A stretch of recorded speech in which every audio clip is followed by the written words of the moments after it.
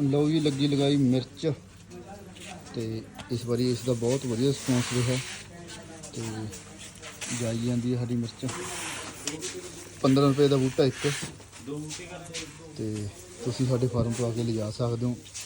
बूटे यानी कि भरे पे ने किचन गार्डनिंग के तौर पर आपके घरें गमलियां दे विच आपके खेत दे विच ला सकते हो।